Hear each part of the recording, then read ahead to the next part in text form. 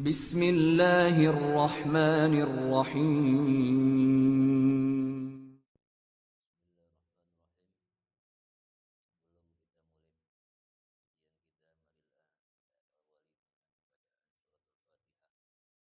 Bismillahirrahmanirrahim. Assalamualaikum warahmatullahi wabarakatuh.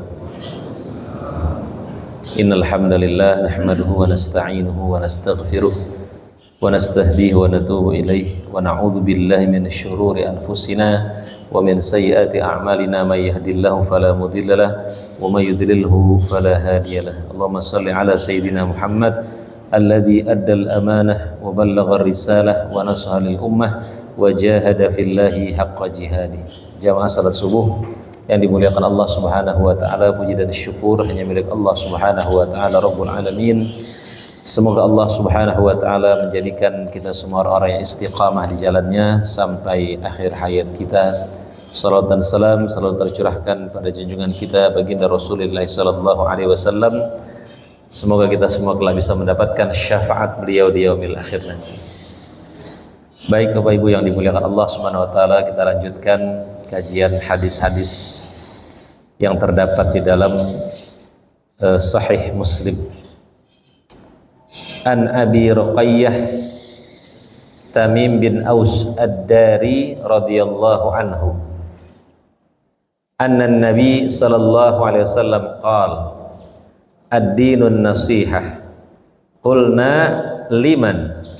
Qala lillahi wa li kitabihi wa li rasulihi wa li a'immatil muslimina wa 'ammatihim. Rawahu Muslim. Abu Ruqayyah Tamim bin Aus Ad-Dari radhiyallahu anhu berkata, Nabi sallallahu alaihi wasallam bersabda, agama itu ketulusan. Kami bertanya untuk siapa? Beliau bersabda, untuk Allah, kitabnya, Rasulnya, para pemimpin dan kaum muslimin. Ya. Apa urgensi daripada hadis ini? Ya. Yang pertama, hadis ini merupakan ungkapan yang singkat dan padat yang hanya dimiliki oleh Nabi Muhammad sallallahu alaihi wasallam.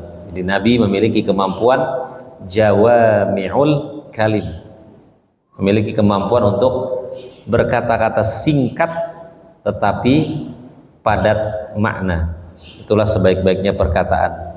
Makanya sebaik-baiknya perkataan setelah perkataan Allah adalah perkataan Rasulullah sallallahu alaihi wasallam.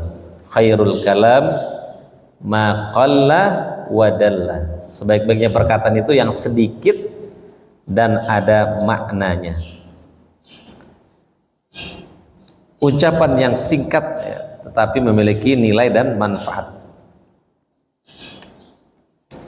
Hingga saya melihat ya, kata penulis, semua hukum ya, semua hukum syariat baik yang pokok atau yang disebut dengan usul ya, yang usul atau yang furu', yang cabang, terdapat padanya ya. Nah, jamaah yang dimuliakan Allah Subhanahu wa taala, kemudian apa maksud daripada hadis ini? Apa yang dimaksud dengan ketulusan kepada Allah? Ya, tulus kepada Allah. Hal ini terwujudkan dalam bentuk iman kepada Allah. Ya, tulus kepada Allah itu beriman kepada Allah. Ya. Tidak menyekutukan Allah. Kalau kita tulus beriman kepada Allah, tidak menyekutukan Allah. Ya, itulah nasihat yang disampaikan Luqmanul Hakim kepada anaknya. Ya bunayya la tusyrik billah. Wahai anakku sayang, jangan engkau menyekutukan Allah. Inna syirka la dzulmun 'adzim. Sesungguhnya kesyirikan itu adalah kezoliman yang besar. Ya. Kenapa kesyirikan disebut dengan kezoliman? Ya, karena syirik itu meletakkan Allah bukan pada tempatnya. Allah yang harusnya dia esakan, Allah yang harusnya dia tauhidkan, tapi dia duakan. Ya. Syirik, ya tentunya banyak bentuk-bentuk daripada syirik ini. Ada syirik akbar, ada syirik besar. Ya, ya. Syirik besar apa? Misalnya mendatangi dukun, itu termasuk syirik besar. Ya. Rasulullah SAW bersabda, man ata arrafan fasa'alahu an syai' fasaddaqahu lam tuqbal lahu salatun arba'ina yauman. Ya, siapa yang datang ke dukun, dia bertanya tentang sesuatu, dia percaya, maka salatnya tidak diterima 40 hari. Ya. Berarti hadis ini menunjukkan bahwa ada orang yang salat tapi masih datang ke dukun. Salatnya rajin, ke dukunnya juga rajin, Pak. Apalagi bentuk-bentuk syirik, pakai jimat. Rasulullah SAW bersabda, man 'allaqa tamimah faqad asyraka. Siapa yang menggantungkan jimat berarti dia telah syirik. Ya. Baik jimat yang ditaruh di sabuk atau jimat yang ada di dompet. Ya. Rasulullah SAW bersabda, innar ruqa wat tamaima wat tiwalata syirkun. Sesungguhnya mantra, mantra juga ada mantra-mantra yang syirik, yang bukan dari Al-Quran, bukan dari Sunnah. Biasanya setiap daerah di Indonesia itu ada mantra, ya, ada mantra-mantra. Mantra yang boleh hanya dari Al-Quran dan dari hadis. Misalnya apa? Surat An-Nas, ketika Nabi terkena sihir, Nabi membaca surat An-Nas, surat Al-Falaq, itu mantra. Kita masuk kamar kecil, kita baca Allahumma inni a'udzubika minal khubuthi wal khaba'is, itu mantra. Kita mau tidur baca bismika Allahumma ahya wa amut, itu juga mantra. Kita mendatangi tempat yang baru, kita baca a'udzu bikalimatillahi tammah min syarri ma khalaq. Itu juga bagian daripada mantra. Nah, jadi mantra dari Al-Qur'an, ayat kursi itu mantra. Boleh, tapi selain dari itu tidak dibolehkan. Ya. Makanya ketika sahabat berkata kepada Rasulullah, "Ya Rasulullah, kami melakukan ruqyah di zaman jahiliyah." Lalu apa kata Nabi? A'ridu alayya ruqakum. Coba tunjukkan kepada kami bagaimana ruqyah kamu. Lalu Rasulullah mengatakan, la ba'sa birruqa ma lam yakun bihi syirk. Ruqyah itu enggak apa-apa selama tidak mengandung kesyirikan. Jadi ruqyah, makanya ruqyah ada dua, ada ruqyah syirkiyah, ada ruqyah syar'iyah. Kadang para dukun juga bilangnya ruqyah juga, tapi ruqyahnya syirkiyah. Apa bedanya antara ruqyah syar'iyah dengan syirkiyah? Kalau ruqyah syar'iyah yang dibacakan ayat-ayat Al-Quran, hadis-hadis Rasulullah SAW, dan dibacanya secara jahar. Ya.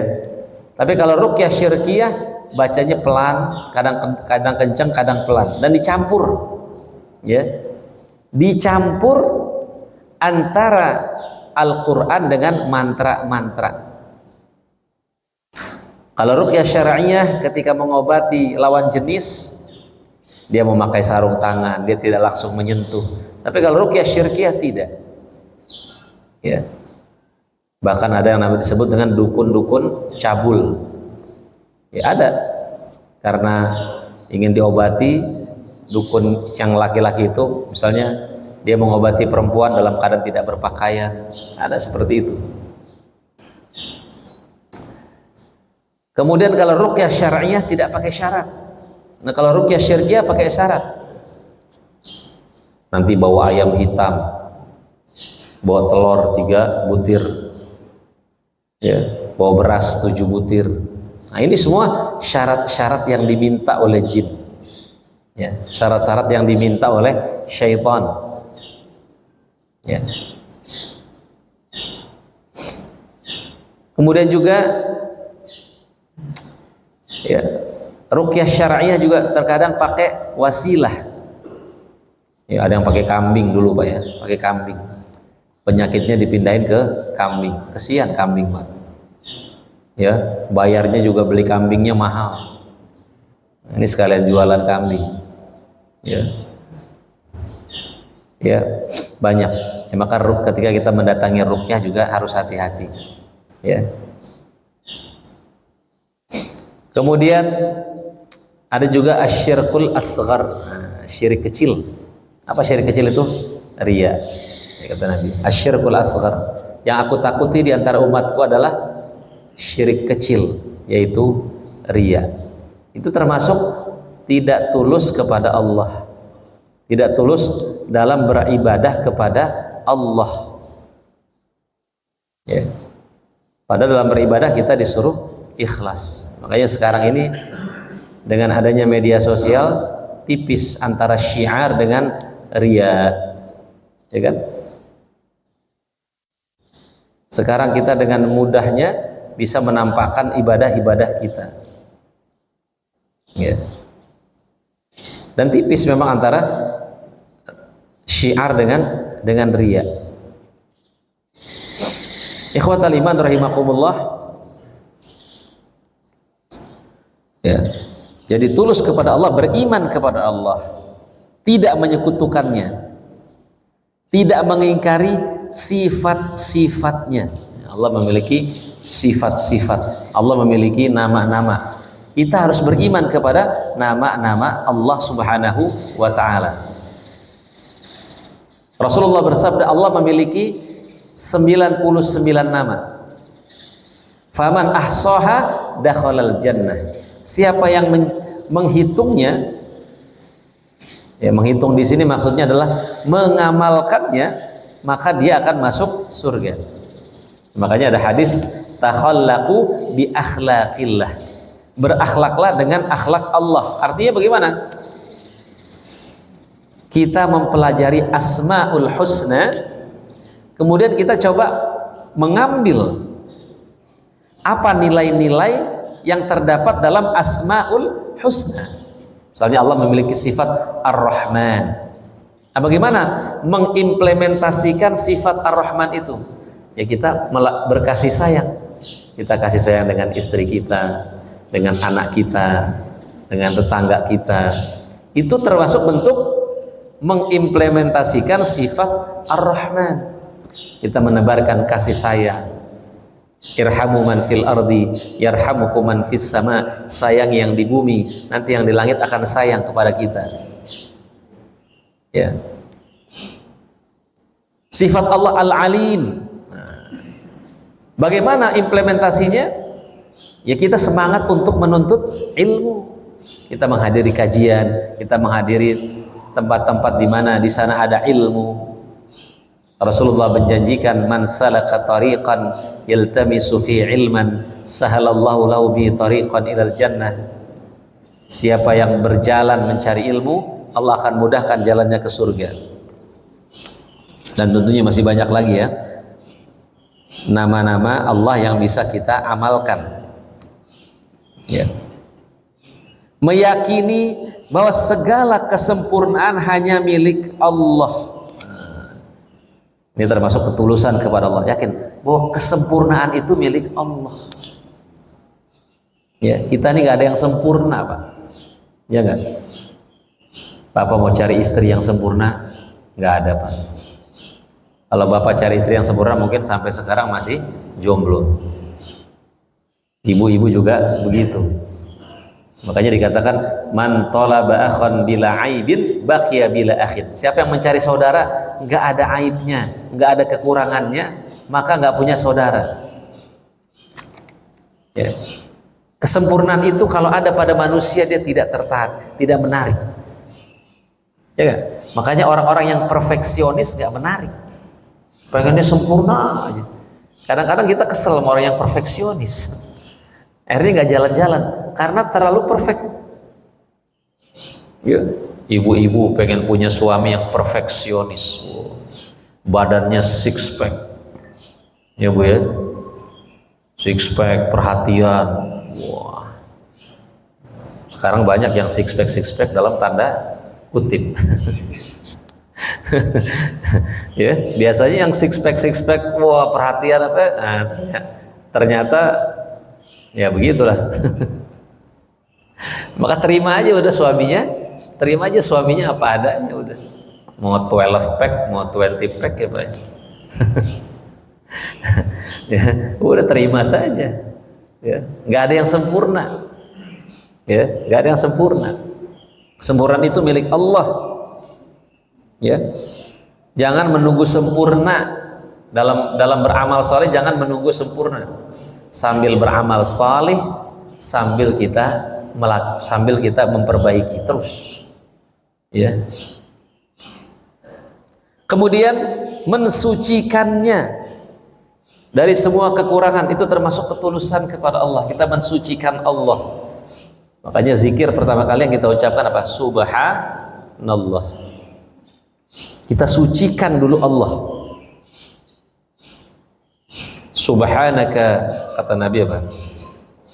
Subhanaka la nuhsinu tsana 'alaika kama athnaita 'ala nafsik. Maha suci Engkau ya Allah, kami tidak sanggup memujimu sebagaimana Engkau memuji dirimu sendiri. Maka kita nggak boleh memuji Allah, kita ngarang-ngarang nggak boleh. Ya. Ya, sekarang banyak orang beragama ngarang-ngarang, ada pengikutnya lagi. Itu yang apa tuh? Inna faqat inna apa? makoli la haula. Ada yang dengerin lagi Pak, ya Allah. Di Indonesia tuh laku, apa aja laku. Yang sesat pun laku.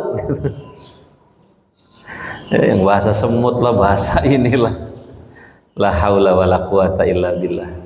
Ya, sekarang ini orang kalau pengen viral bikin yang aneh-aneh. Ya, pengen terkenal, pengen cepet viral, bikin yang aneh-aneh. Ya, kata orang Arab apa? Bul ala zamzam fatu'raf. Kalau pengen terkenal, kencingin sumur Zam-Zam. Artinya apa? Yang orang nggak kerjain. Ya, khalif tu'raf. Berbedalah dengan orang lain, nanti kamu akan dikenal. Itu juga mau bahasa apa juga kita nggak tahu. Bahasa Arab juga bukan. La haula wala quwata illa billah. Dan bingungnya masih ada yang mendengarkan, itu yang masih kadang-kadang kita bingung itu. Nah, jamaah yang dimuliakan Allah Subhanahu wa taala, dan nggak usah di-share-share lagi Pak ya. Ini kita jangan mempopulerkan orang yang nggak bener. Ini orang di-share lagi. Sama saja kita mempopulerkan sesuatu yang tidak baik. Kalau nggak di-share-share udah kan dia nggak terkenal itu. Ya. Nah, jamaah yang dimuliakan Allah Subhanahu wa taala, ya, mensucikan Allah dari semua kekurangan. Ya. Subhanallah, ya. Kemudian apalagi? Ikhlas dalam beribadah kepadanya. Itu terbentuk bentuk ketulusan kepada Allah. Ikhlas. Apa itu ikhlas? Ikhlas itu ya tulus. Memang ikhlas itu berat. Ikhlas itu tidak semangat karena dipuji, tidak malas karena dihina. Dilihat tidak dilihat orang sama, itulah ikhlas. Ya. Makanya kalau tahajud ikhlas kita. Nggak usah pakai ngucapin salam di grup-grup WA, nggak usah. Assalamualaikum jam 3 ada tuh Pak. Ada yang jam 3 ngucapin salam di grup WA buat apa? Mau ngasih tahu lagi tahajud. Nah, kita udah ikhlas saja ketika kita tahajud, ikhlas. Saya pengen ngajak orang tahajud Ustaz. Kalau ngajak orang bisa pas malamnya aja share tentang keutamaan sholat tahajud. Nggak perlu ngasih tahu kita lagi tahajud. Dulu para salafus salih kalau lagi tahajud Ketika menjelang subuh, mereka pura-pura menguap, seakan-akan mereka tidak bangun. Mereka sembunyikan tahajud mereka. Ya. Kita puasa sunnah, kita sembunyikan. Ya. Jangan pas hari Senin di grup ngucapin selamat berbuka bagi yang menjalankan. Oh, buat apa? Saya pengen memotivasi Ustadz. Motivasi bisa dengan cara yang lain. Karena kata para ulama apa? Sembunyikanlah amal salihmu sebagaimana engkau menyembunyikan dosa-dosamu. Sembunyikan. Barang siapa yang bisa menyembunyikan amal salihnya, sembunyikanlah. Kata Imam Syafi'i, amal salih yang ditampakkan nanti manfaatnya akan sedikit di akhirat. Ya memang ada yang boleh kita tampakkan, ada yang kalau kita menampakkan dalam rangka syiar ya boleh, yang penting kita bisa menjaga niat kita. Ya. Nah, jamaah yang dimuliakan Allah Subhanahu wa taala, kemudian senantiasa taat. Tulus kepada Allah itu taat, istiqamah. Tidak berbuat maksiat. Mencintai seseorang karena Allah, itu termasuk tulus kepada Allah.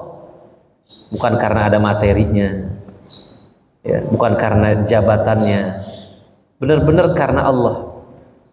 Salah satu yang mendapatkan naungan Allah nanti adalah dua orang yang bertemu karena Allah, berpisah pun karena Allah.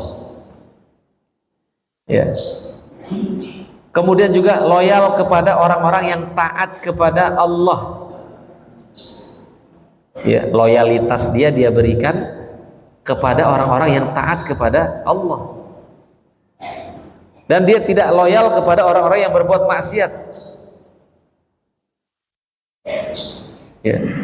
Nah, semua tadi yang disebutkan, dia komitmen terhadap masalah ini dalam setiap ucapan maupun perbuatannya.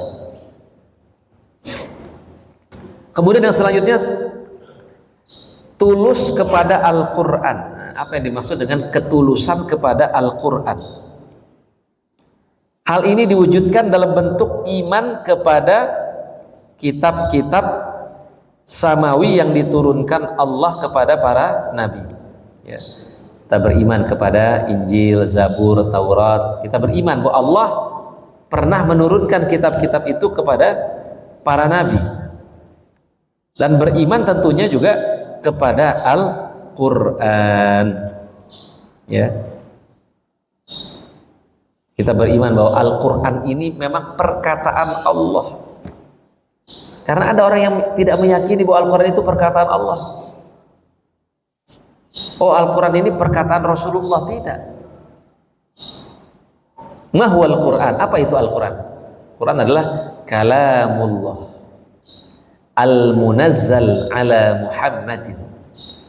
Perkataan Allah yang diturunkan kepada Nabi Muhammad biwasitati Jibril, melalui malaikat Jibril. Al-mabdu' bi suratil Fatihah, yang dimulai dengan surat Al-Fatihah, wal mukhtatam bi suratin Nas, dan ditutup dengan surah An-Nas. Ya. Imam Ahmad sampai di penjara karena mempertahankan bahwa Quran itu adalah kalamullah. Ya. Imam Ahmad tidak mau, ya, Bapak bisa lihat dalam film Imam Ahmad, ada ya di YouTube. Imam Ahmad disuruh mengatakan Quran itu makhluk. Enggak, kata Muhammad, Quran itu kalamullah. Nanti kalau Quran itu makhluk nanti bisa direvisi. Quran itu kalamullah. Ya, perkataan Allah Subhanahu wa taala. Yang makhluk itu apa ya? Kertasnya itu makhluk. Ya. Tapi Qurannya itu sendiri adalah perkataan Allah Subhanahu wa taala. Dan itu sudah dijamin, ya, dijamin kesuciannya, dijamin keasliannya. Siapa yang menjaminnya? Allah Subhanahu wa taala dalam surah Al-Hijr ayat 9, inna nahnu nazzalna dzikra wa inna lahu lahafizun. Sesungguhnya kami yang menurunkan Al-Quran dan kami sendiri yang akan menjaganya. Di sini menggunakan kata-kata kami. Berarti Allah melibatkan orang-orang yang hafal Al-Quran, ya, orang-orang yang peduli terhadap Al-Quran, para ulama-ulama Al-Quran. Inilah mereka yang menjaga Al-Quranul Karim. Kemudian bentuk ketulusan yang lainnya, ketulusan kepada Al-Quran apa? Membaca dan menghafal Al-Quran. Ya, jadi bentuk ketulusan pada Al-Quran, baca. Iqra'ul Quran fa innahu ya'ti yaumal qiyamah syafi'an li ashabih. Bacalah Al-Quran karena dia akan memberikan syafaat bagi orang yang membacanya. Jangan sampai tidak membaca Al-Quran lebih dari 3 hari. Kata Ibnu Qayyim Al-Jauziyah, seseorang disebut meninggalkan Al-Quran ketika dia 3 hari nggak baca Quran. Ya, 3 hari nggak baca Quran disebut sudah meninggalkan Al-Quran. Ya. Innal qulub tasda'u kama yasda'ul hadid. Hati itu berkarat sebagaimana berkaratnya besi. Bagaimana menghilangkan karatnya? Dengan baca Al-Quran. Membaca Al-Quran adalah cara yang gampang untuk mendapatkan pahala. Ya kan? Barang siapa yang membaca, kata Nabi, 1 huruf dari Al-Quran dapat kebaikan. 1 kebaikan 10. Saya tidak mengatakan alif lam mim itu huruf, tapi alif itu huruf, lam itu huruf, mim itu huruf. Jadi kalau Bapak baca alif lam mim sudah dapat berapa? 30. Ya. Ustaz, saya nggak bisa baca 1 juz. Ya, bacalah setengah juz. Setengah juz nggak bisa juga, ya 1/4. 1/4 masih berat juga, ya udah 2 halaman dah. Masih berat juga 1 halaman. Masih berat juga setengah. Masih berat juga 1 ayat. Benar-benar dia amal ini 1 ayat. Nun, shadaqallahul azim. Baca Al-Quran. Ya. Baca, menghafal, ya, hafalin juz amma, hafalkan surat-surat pendek, ya. Dengan membaca Al-Quran akan didapatkan berbagai ilmu dan pengetahuan, ya. Jadi kalau bisa jangan hanya sekedar membaca, tetapi baca juga tafsirnya supaya kita dapat ilmu tambahan, ya. Baca tafsir Ibnu Katsir yang sudah diringkas. Karena kalau kita baca tafsir Ibnu Katsirnya langsung banyak pengulangan. Tapi kalau kita baca yang sudah diringkas, ada yang bagus tuh terbitan Imam Syafi'i, itu sudah diringkas. Jadi enak dibacanya. Tulisannya besar dan sudah diringkas. Jadi tidak ada pengulangan. Itu bagus kita baca. Ya. Kemudian juga di samping itu akan melahirkan kebersihan jiwa. Ya, orang yang suka baca Quran maka jiwanya akan bersih. Ya tadi, karena hati itu berkarat sebagaimana berkaratnya besi. Apa kata Utsman bin Affan? Lau tahurat qulubuna ma syabi'na min tilawatil Quran. Kalau hati kita bersih, kita tidak mau berkesudahan dalam membaca Al-Quran. Kenapa baca Al-Qurannya nggak kuat? Karena hatinya kotor. Kalau hatinya bersih, dia kuat membaca Al-Quranul Karim. Ya.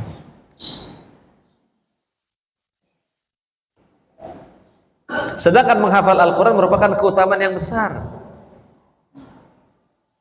Melalui hafalan hati akan lebih hidup dengan cahaya kitabullah.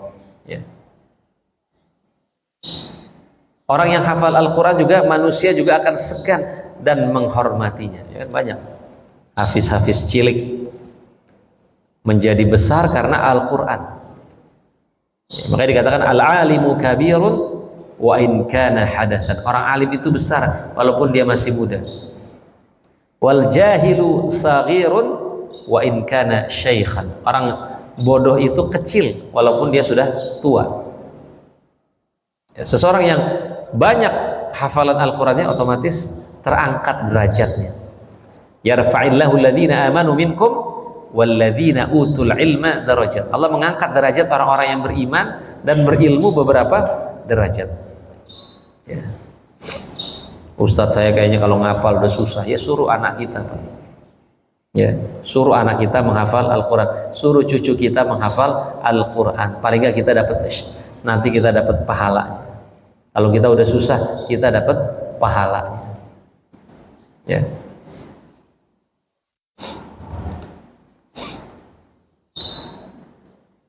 Bahkan dengan hafalan itu derajatnya di akhirat akan semakin tinggi sesuai dengan banyaknya hafalan yang dimiliki. Nanti derajat seseorang di surga juga diantaranya bisa juga karena hafalan derajatnya itu diangkat. Rasulullah bersabda, dikatakan kepada orang yang menghafal Al-Quran, bacalah dan naiklah. Bacalah dengan tartil sebagaimana kau membacanya di dunia dengan tartil. Karena kedudukanmu di surga sesuai dengan ayat terakhir yang kau baca. Itu diantaranya. Kemudian membaca dengan tartil dan suara yang bagus, itu termasuk ketulusan kepada Al-Quran. Warattilil Qur'ana tartila. Karena kalau bacanya tartil, itu bisa masuk dan bisa diresapi. Ya. Pakai lagu boleh nggak? Boleh. Pakai langgam itu boleh. Ya. Bahkan di sini dikatakan, Rasulullah mengatakan, zayyinul Qur'ana bi aswatikum. Hiasilah Al-Qur'an dengan suaramu. Bahkan dalam hadis yang diriwayatkan oleh Muslim, bukan termasuk golongan kami orang yang membaca Al-Quran tidak dengan menggunakan irama. Kayak irama kan enak. A'udzu billahi minasy syaithanir rajim. Bismillahirrahmanirrahim. Jadi meresap. Ya. Jangan baca Quran kayak baca koran, diem, Pak. Ya, baca dalam hati. Kalau baca dalam hati itu ya baca buku, baca koran. Kalau baca Quran harusnya dilafalkan. Ya, karena itu akan getaran-getaran ya, yang keluar itu akan membawa pengaruh pada diri kita. Ya, baca dengan bersuara. Ya, dengan suara yang bagus. Ya. Kemudian yang selanjutnya mentadaburi, ya ditadabur. Mentadaburi nilai-nilai yang terkandung di dalam setiap ayat. Dalam surat Muhammad ayat 24, afala yatadabbarunal Qur'an am ala qulubin aqfaluha. Apakah mereka tidak mentadaburi Al-Qur'an atau hati mereka terkunci? Tadabur. Boleh satu hari satu ayat kita tadabur. Ya. Misalnya, kenapa dalam surat Ar-Rahman ini kok fabi ayyi ala'i rabbikuma tukadziban diulang-ulang? Apa kira-kira hikmahnya? Kita coba. Ya. Nah, itu kan bisa kita mendapatkan dengan kita membaca tafsirnya. Ya. Kenapa dalam surat Al-Kafirun diulang-ulang kan? Wala ana wala antum diulang-ulang. Apa maknanya? Dalam surat Al-Insyirah juga begitu. Kenapa fa inna ma'al usri yusra, inna ma'al usri yusra? Diulang-ulang oleh Allah Subhanahu wa taala. Dan tidak ada pengulangan di dalam Al-Qur'an yang sia-sia. Ya. Kemudian yang selanjutnya mengajarkannya kepada generasi muslim agar mereka ikut berperan dalam menjaga Al-Quran. Ya, termasuk ketulusan pada Al-Quran, misalnya ada TPA, ya, membuat TPA, membuat madrasah Quran, membuat rumah Quran. Khairukum man ta'allamal Quran wa 'allamah. Sebaik-baiknya kamu adalah orang yang belajar Al-Quran dan orang yang mengajarkan Al-Quran.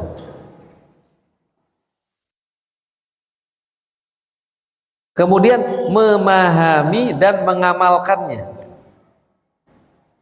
Di sini disebutkan tidaklah baik membaca Al-Quran tapi tidak berusaha untuk memahaminya. Ya. Tidaklah baik memahami Al-Quran namun tidak mengamalkannya. Jadi coba diamalkan. Ya, sedikit-sedikit diamalkan. Kemudian yang selanjutnya, ketulusan kepada Rasulullah. Apa yang disebut dengan ketulusan kepada Rasulullah? Yaitu membenarkan risalahnya, membenarkan semua yang disampaikan oleh Rasulullah Sallallahu Alaihi Wasallam.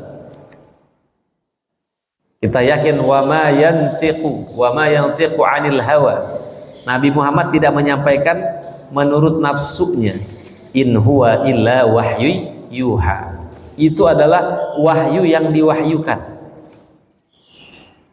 Ya. Baik dalam Al-Quran maupun dalam sunnah. Ya, berpegang kepada Al-Quran dan sunnah, mencintainya, mencintai Rasulullah Sallallahu Alaihi Wasallam.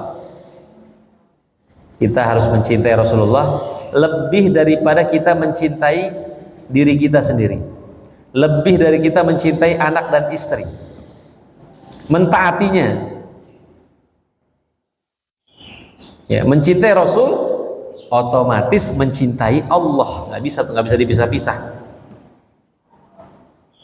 Cinta kepada Allah dengan cinta kepada Rasul adalah satu paket. Ya, dalam surat An-Nisa ayat 80 Allah Subhanahu wa taala berfirman, "Qul in kuntum tuhibbunallah fattabi'uni yuhibbukumullah." Katakanlah wahai Muhammad, jika kalian mencintai Allah, maka ikutilah aku Muhammad. Niscaya kalian nanti akan dicintai Allah. Ketaatan kepada Rasulullah itu juga otomatis menaati Allah. Dalam wa may yuti'ir rasul faqad ata Allah. Siapa yang taat kepada Rasul, maka ia telah menaati Allah. Kenapa? Karena Rasul itu kan fungsinya apa? Antara fungsi Rasulullah adalah menjelaskan kalamullah. Wa anzalna ilaika dzikra litubayyina lin-nasi ma nuzila ilaihim. Muhammad, kami turunkan kepadamu Al-Quran agar engkau menjelaskan.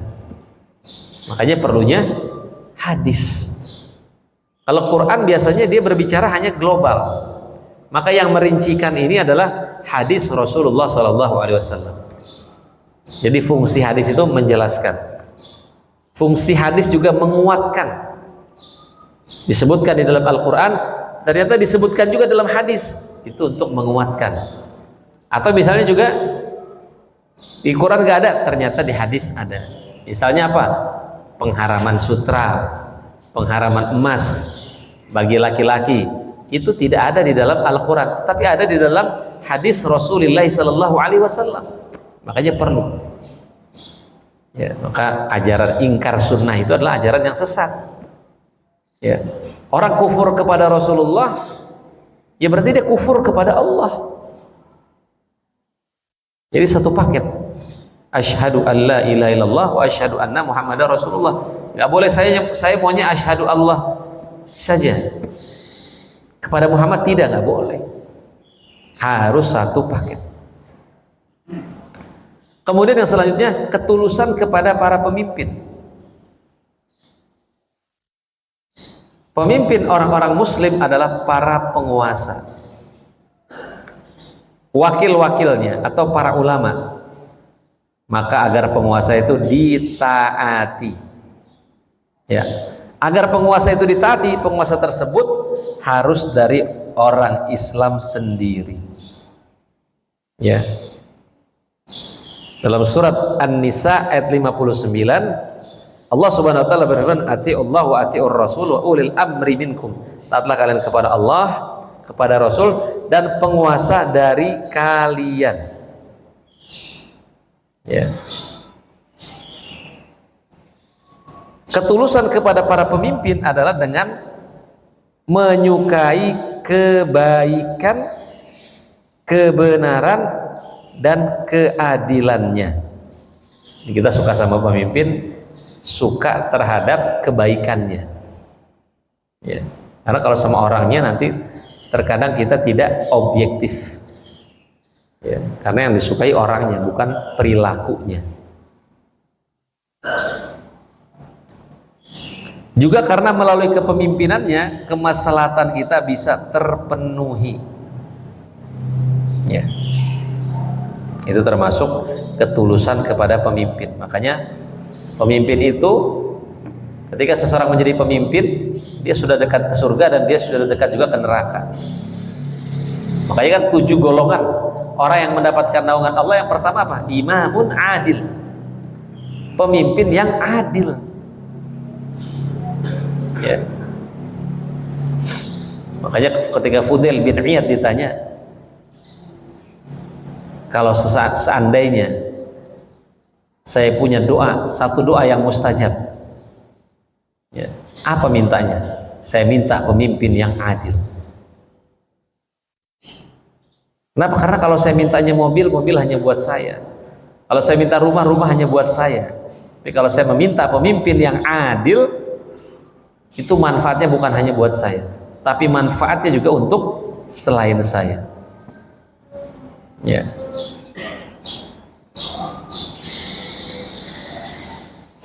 Ketulusan kepada para pemimpin juga dilakukan dengan cara membantu mereka untuk senantiasa berada dalam kebenaran. Ya. Hanya pemimpin juga perlu dinasihatin juga. Ya. Bukan istilahnya apa? Pemimpin punya 2 pasal, kayak raja punya 2 pasal. Pasal pertama, raja tidak pernah salah. Pasal kedua, kalau raja salah, lihat pasal pertama. Ya. Perlu. Makanya kata Nabi juga, afdhalul jihad kalimatu haqqin inda sultanin jair. Jihad yang paling utama adalah mengatakan kalimat yang benar kepada pemimpin yang zalim.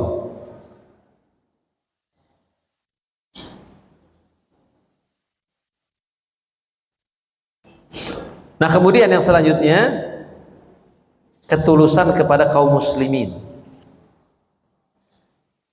Ketulusan kepada kaum muslimin dilakukan dengan cara menuntun mereka kepada berbagai hal yang membawa kebaikan dunia dan akhirat.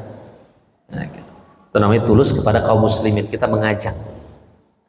Ya, kita punya saudara orang ya, punya teman orang Islam, kita ajak mereka kepada kebaikan. Saling menasehati. Ya. Tapi biasanya teman yang suka menasehati malah dijauhkan kadang-kadang. Padahal apa? As-sahibu sahib. Teman itu yang mengajak kepada kebaikan. Ya, khairul ashab may yadulluka 'alal khair. Sebaik-baiknya teman itu yang menunjukkan kepada kebaikan. Karena teman akrab itu nanti di akhirat akan menjadi musuh, kata Allah. Kecuali orang yang berteman karena ketakwaan. Ya. Jadi itu ya, ketulusan kepada kaum muslimin memberikan mereka nasihat. Ya. Nasihat yang dilakukan seharusnya tidak terbatas dengan ucapan, tapi diikuti dengan amalan. Ya. Kalau kita nasihatin orang, kalau bisa juga kita kasih contoh. Kenapa? Karena lisanul hal afsahu min lisanil maqal. Bahasa perkataan, bahasa perbuatan itu lebih kuat daripada bahasa perkataan. Kalau dicontohkan ya orang akan ngikut.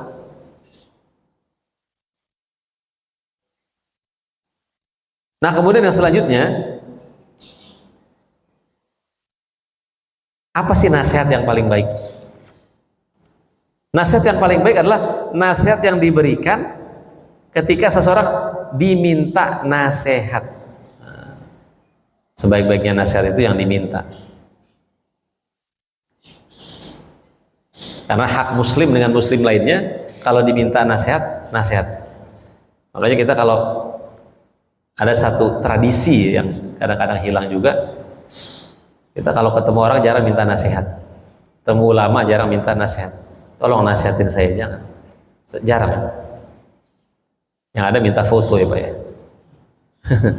Minta foto, selfie, tapi nggak minta nasihat. Para sahabat kalau ketemu Nabi, ausini ya Rasulullah. Ya Rasulullah, beri saya nasihat. Misalnya Nabi mengatakan, la taghdab walakal jannah. Jangan marah bagimu surga. Ya. Rasulullah bersabda, jika seseorang dimintai nasihat, maka nasihatilah dia. Ya. Termasuk ketulusan yang paling baik adalah yang dilakukan saat orang tersebut tidak ada di hadapannya. Ini dilakukan dengan cara menolong dan membelanya. Ya. Di antara bentuk ketulusan kepada kaum muslimin adalah ketika ada seseorang memburukkannya, kita meluruskannya. Dia tidak seperti itu. Ya. Rasulullah bersabda, sesungguhnya termasuk hak seorang muslim terhadap muslim yang lain adalah tetap tulus meskipun tidak ada di hadapannya. Ya, tetap mencintainya walaupun nggak ada di hadapannya. Ya. Meluruskan fitnah-fitnah yang diarahkan kepadanya, kita luruskan. Ya. Nah, apa pendapat para ulama seputar nasihat?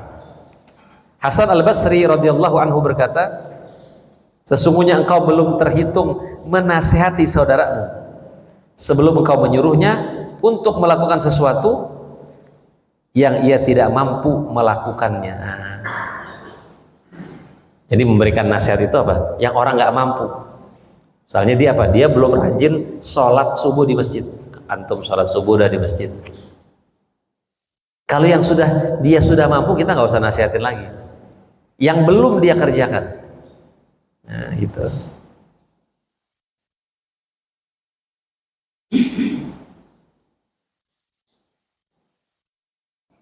Kemudian Fudail bin Iyad mengatakan, kemuliaan yang diperoleh oleh generasi kami bukan karena salat dan puasa, namun karena murah hati, lapang dada, dan suka memberi nasihat. Ya. Bahkan itu ciri orang yang beruntung kan, saling menasihati dalam kebenaran dan ketakwaan.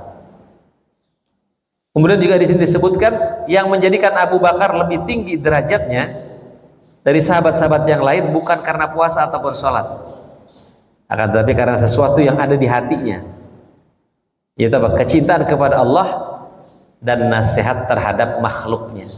Abu Bakar suka memberikan nasihat juga kepada para sahabat. Nah, bagaimana supaya nasihat itu diterima? Ada adabnya. Yang pertama, sampaikan nasihat itu dari hati. Sesuatu yang dari hati insya Allah akan sampai ke hati. Tapi kalau yang bukan dari hati, biasanya tadi masuk kuping kanan, keluar kuping kiri. Ada juga yang nggak sempat masuk, langsung keluar. Yang kedua, sampaikan dengan lemah lembut. Ud'u ila sabil rabbika bil hikmah. Ajaklah orang ke jalan Tuhanmu dengan hikmah. Kemudian sampaikan nasihat itu singkat padat. Ya, jangan panjang lebar. Ya, karena nasihat itu, perkataan itu seperti obat. Kalau sedikit bermanfaat, kalau banyak membunuh.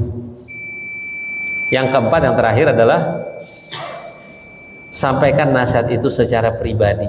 Jangan memberikan nasihat di depan umum. Karena memberikan nasihat di depan umum itu adalah menjatuhkan orang tersebut. Ya. Itu mungkin kalau ada yang mau ditanyakan dipersilahkan.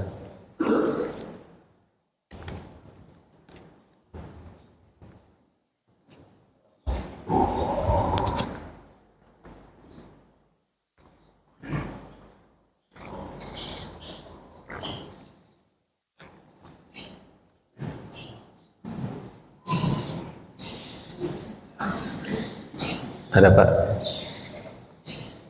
Pada kedinginan kayaknya.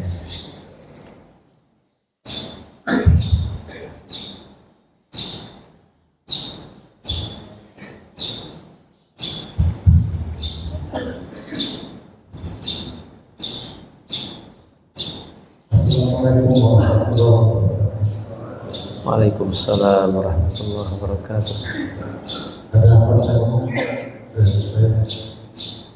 Pertanyaannya adalah sebagai orang sebagai muslim kita harus mentaati secara pemimpin. Tapi kalau pemimpinnya itu mengaku Islam atau dideklarasi sebagai muslim, tapi dia tidak menunjukkan pembelaannya kepada kepentingan umat Islam, apakah kita juga masih tetap harus mentaati beliau yang mengaku muslim, tapi kita tidak melihat ketakwaan pada Allah Subhanahu wa Ta'ala.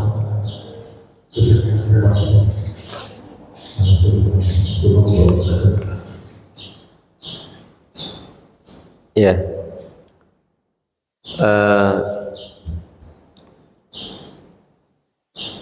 Bagaimana misalnya kalau seorang pemimpin itu tidak soleh, tidak baik, tapi dia masih seorang muslim. Selama dia tidak memerintahkan untuk mengingkari untuk bermaksiat, tetap harus ditaatin, walaupun keislamannya mungkin belum baik. Kenapa? Karena dalam ketaatan itu, dalam menaati peraturan yang sudah diterapkan misalnya, itu ada kebaikan, tetap ada kebaikan juga. Karena kalau semua rakyat berontak pasti akan terjadi chaos, kerusakan.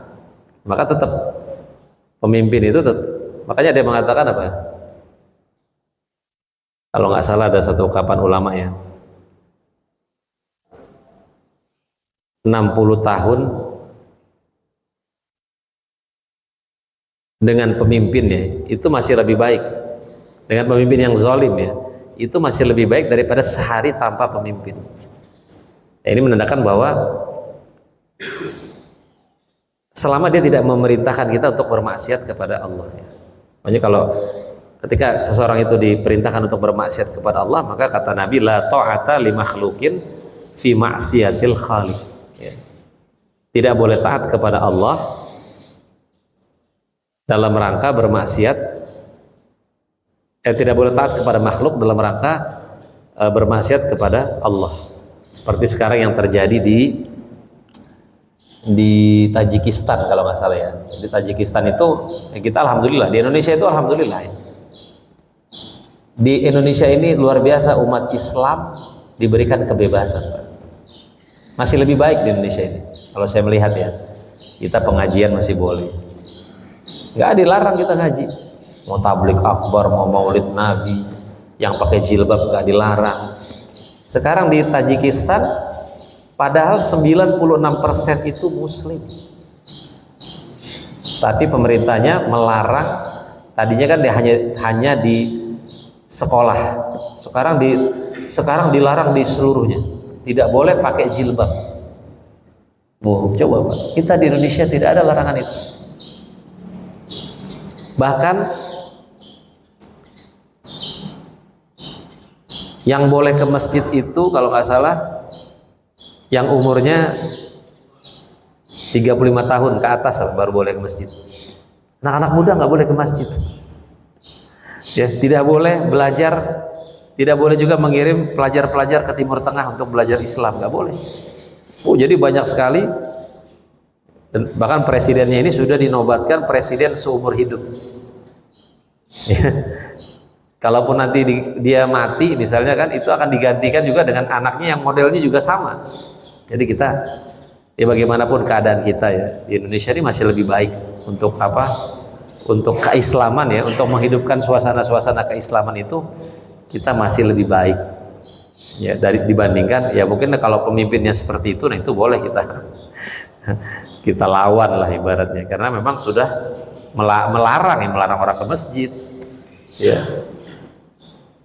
merazia orang yang pakai jilbab, dirazia, nggak boleh. Jadi terlalu, padahal 96% itu muslim, bayangkan presidennya muslim.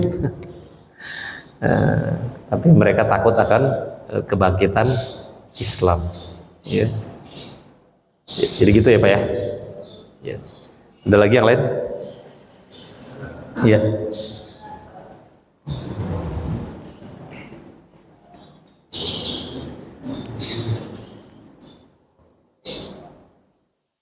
Terima kasih Ustaz. Ya.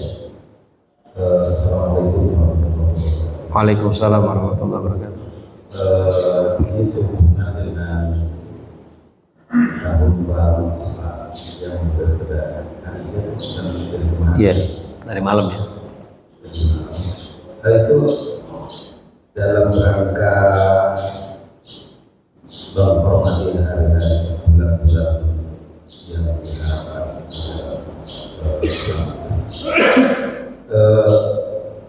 Itu apa saja amalan-amalan yang baik dilakukan di selama bulan Muharram? Iya. Bulan Muharram adalah bulan haram ya. Bulan-bulan yang dihormati. Bulan-bulan yang diagungkan oleh Allah Subhanahu wa taala. Apa saja amalan yang dianjurkan? Dia memperbanyak amal saleh. Dia bisa dengan berpuasa, bisa dengan memperbanyak salat sunnah, membaca Al-Qur'an, ya, berbuat baik kepada tetangga. Pokoknya kebaikannya kita tingkatkan. Nah, di antaranya adalah yang ibadah khususnya itu adalah ibadah puasa. Nah, puasa Muharram terbagi menjadi 3 tingkatan kata Said Sabiq ya. Di dalam fikih sunnahnya, tingkatan yang pertama dalam puasa Muharram itu kita berpuasa pada tanggal 9, 10 dan 11 ya. Tingkatan kedua 9 dan 10. Tingkatan ketiga itu adalah 10 ya. Kata Nabi, saumu yaumi Asyura yukaffiru sanah madiyah. Berpuasa pada tanggal 10 Muharram itu akan menggugurkan dosa 1 tahun. Dulu sebelum ada puasa Ramadan, umat Islam wajib puasa Asyura. Tapi setelah datangnya syariat puasa Ramadan, maka puasa 10 Muharram disunnahkan, tidak lagi diwajibkan. Ya, karena dulu juga orang-orang Yahudi puasa juga. Kenapa kamu, ketika Nabi tanya, kenapa kamu puasa? Ini adalah hari di mana Allah menyelamatkan Nabi Musa dari pengejaran Fir'aun. Lalu kata Nabi apa? Nahnu ahaqqu bi Musa minkum. Saya lebih berhak mengikuti Nabi Musa daripada kalian. Nah, kemudian kata Nabi, kalau tahun depan aku masih hidup, kata Nabi, nanti aku akan puasa juga tanggal 9 untuk menyelisihi orang-orang Yahudi, supaya ada perbedaan gitu loh. Kalau orang Yahudi itu tanggal 10, ya kita 9, 10.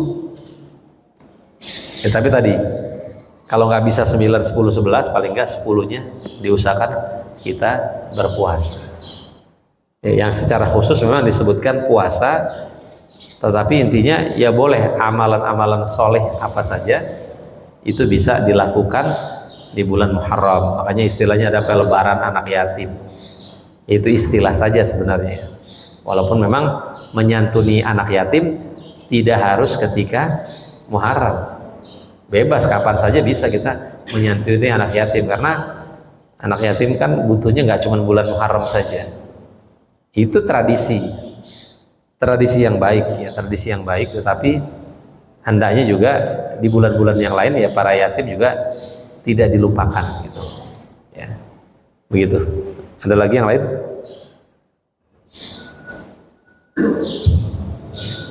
Assalamualaikum warahmatullahi wabarakatuh. Ya. Ya. Karena ini berdasarkan itu kalau misalnya bawa sesuatu, bawa makanan, bawa belanjaan, biasanya dipasang ini kita membaca ya, kadang baca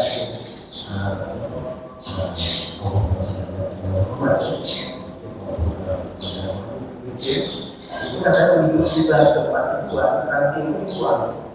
Jadi ada konon katanya kalau model itu, kalau sepanjang perjalanan ada setan atau apa itu, jadi hal yang hal seperti itu kita itu berlangsung. Ranting. nanti apapun dibacain gitu.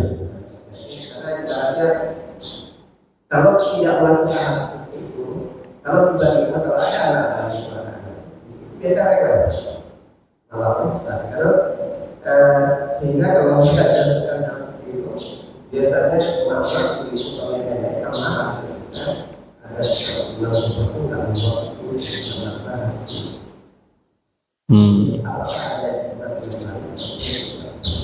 jimat yang baik. Ya, ya, ya. Kita boleh membacakan sesuatu, misalnya air.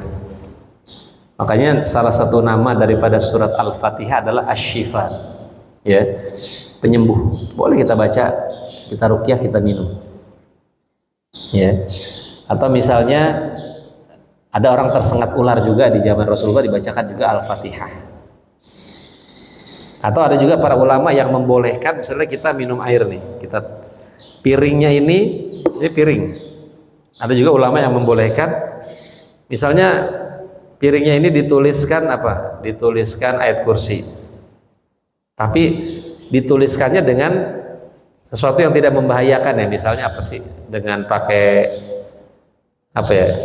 Mungkin dari buah-buahan. Pewarnanya itu dari buah-buahan. Sehingga kalau diminum itu enggak membahayakan. Ya. Nah, kemudian kita letakkan air, kita minum, itu boleh. Tapi dengan misalnya ditulis Bismillahirrahmanirrahim, kasih air, kita minum, itu boleh. Ada ulama yang membolehkan. Karena itu masih lafaz Allah. Jimat dari, apakah boleh jimat dari Al-Quran? Ya, ditulis Al-Fatihah, ditaruh di dompet. Nah, ini para ulama melarang. Kenapa? Karena itu masuk, dikhawatirkan nanti kita bisa menghina Al-Quran. Karena itu Qurannya nanti didudukin, ya kan? Dibawa ke tempat-tempat yang kotor, dibawa ke toilet akhirnya kan. Nah, maka sebenarnya ya jimatnya cukup dibaca aja sebenarnya. Kayak tadi, nggak perlu juga rantingnya dibaca, ya. Cukup aja kita baca ayat kursi, kita baca Al-Baqarah, kan kata Nabi, rumah yang dibacakan Al-Baqarah tidak dimasuki syaitan.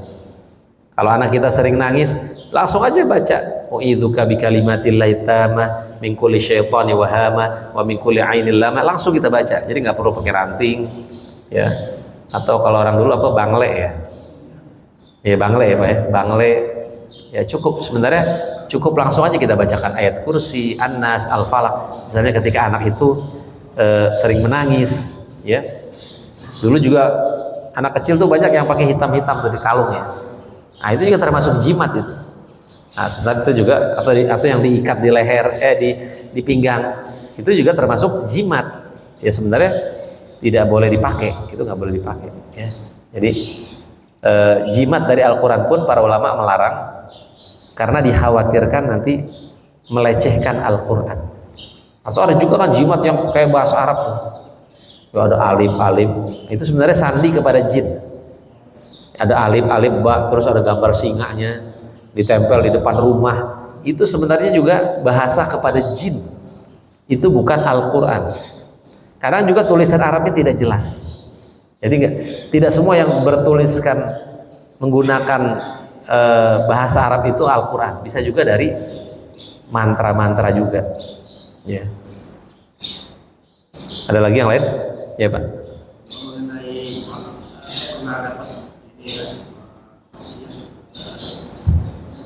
kalau misalnya malam Jumat ataupun hari Jumat, Karena lebih baik mana Pak? Lebih banyak baca Al-Quran atau sholawat Nabi?